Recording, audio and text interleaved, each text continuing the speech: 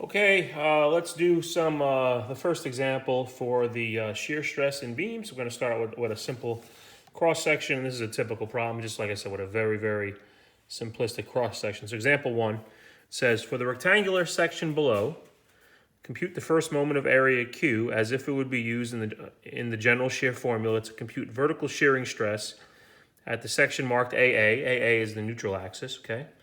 Also compute the shearing stresses at AA, okay?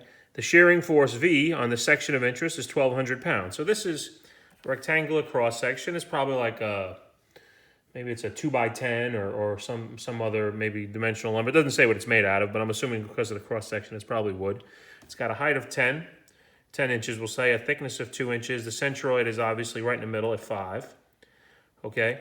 And so it's asking you to find Q, and it's asking you to find, then once you know Q, it's use the general shear stress formula, which is tau is equal to VQ over IT. So, and just let's go here. The shearing force on the section of interest is 1,200 pounds. That 1,200 pounds could come from, for example, if this beam were used in problem 4 that I just assigned to you guys and you hand it in.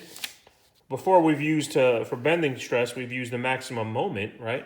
But for the shear problem, we want to use the maximum shear, and it has nothing to do with sign. It's the biggest absolute value.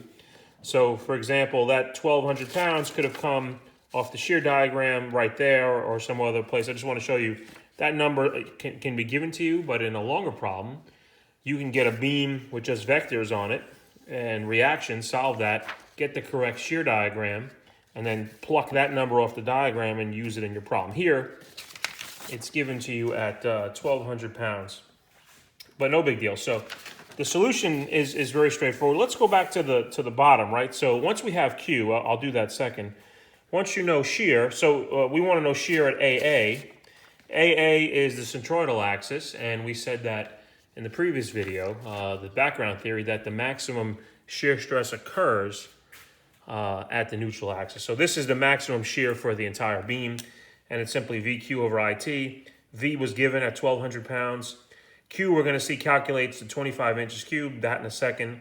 I, for a rectangular cross-section, is base times height over cube. Base times height cubed over 12, sorry.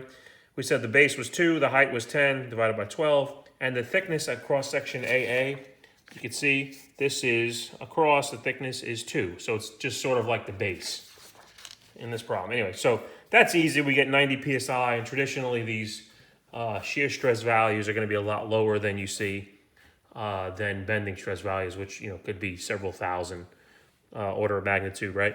So here, let's talk about getting Q. Okay, so this is the shape. We want to find the centroid. The centroid is given to us there. We want to find the shear stress there.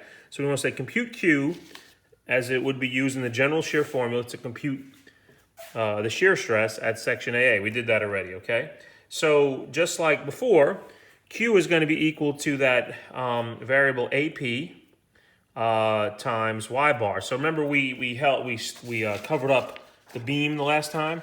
So we want to know the shear stress at AA. What's left over? Is this square area or rectangular area right there? That's what we got to analyze, right? So that's blown up right here. So AP is going to be simply the area of that, and the area of this is the thickness. And this was H, the whole thing was H. This piece is H over 2, so that's H over 2. So AP is H over 2 times the thickness.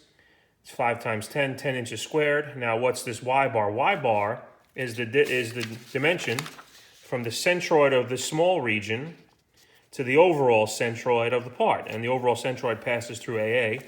That means that Y bar value is 2.5. So simply, Q is equal to that AP, 10 inches squared, times that Y bar distance, which is 2.5, and that's where I get a Q value of 25 inches cubed, okay?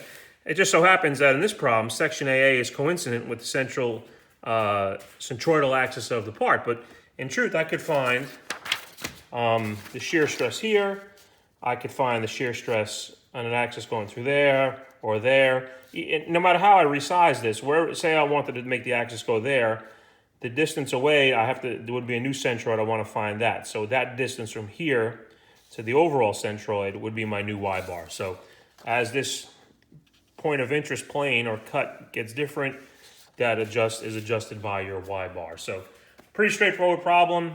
Q is probably the only thing that requires some thought, and then tau is just a regurgitation of everything we've done in the course so far. There'll be a few more examples and a few more following videos. Okay, thanks.